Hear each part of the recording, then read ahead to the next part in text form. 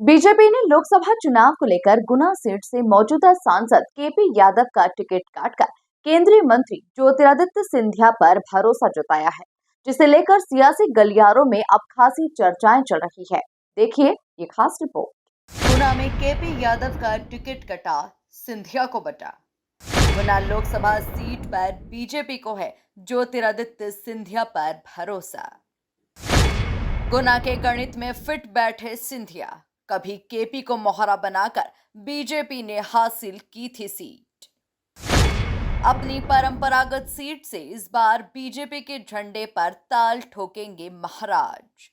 साल 2019 में ज्योतिरादित्य सिंधिया के समर्थक रहे केपी यादव को मोहरा बनाकर जिस गुना सीट को बीजेपी ने हासिल किया था, अब उसी गुना सीट के गणित में केंद्रीय मंत्री ज्योतिरादित्य सिंधिया फिट बैठे हैं।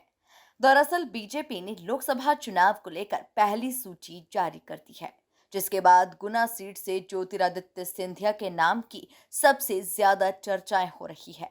बीजेपी आलाकमान ने कांग्रेस छोड़कर बीजेपी में आए सिंधिया को उनकी परंपरागत सीट गुना से प्रत्याशी बनाया है।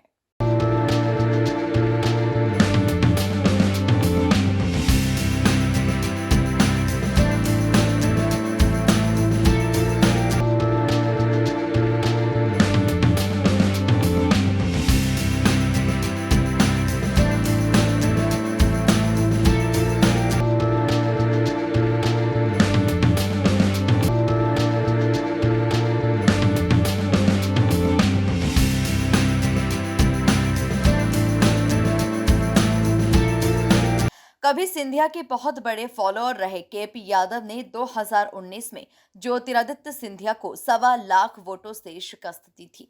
इतने बड़े दिग्गज को चुनाव हराने के बाद बीजेपी में और गुना की राजनीति में केपी का दबदबा बढ़ने लगा। लेकिन साल भर के बाद ही सिंधिया कांग्रेस छोड़कर बीजेपी में शामिल हो गए और केपी यादव बीजेपी में खुद को धीरे धीरे असहज महसूस करने लगे। 5 साल तक सिंधिया और केपी यादव के बीच राजनीतिक अदावत चलती रही। केपी यादव धीरे धीरे गुना के सियासी पोस्टर्स से गायब होने लगे।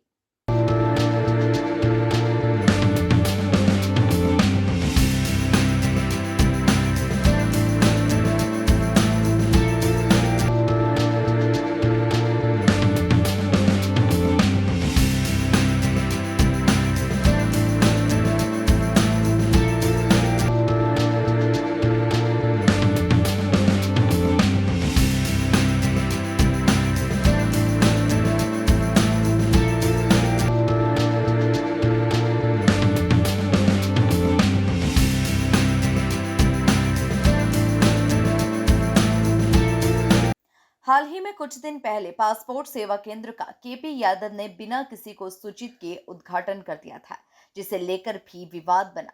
बीजेपी की पहली लिस्ट जारी होने से पहले ही केपी यादव को हिंट मिल गई थी कि उन्हें टिकट नहीं मिलने वाला है, जिसके बाद उन्होंने सोशल मीडिया पर गुना की जनता के लिए पोस्ट साझा किया था। वहीं अब बीजेपी ने मौजूदा समीकरण को देखते हुए सिंधिया पर दाव खेला है। अब देखना दिलचस्प होगा कि चुनावी नतीजा क्या रहता है। ब्यूरो रिपोर्ट, एमपी न्यूज, गुना।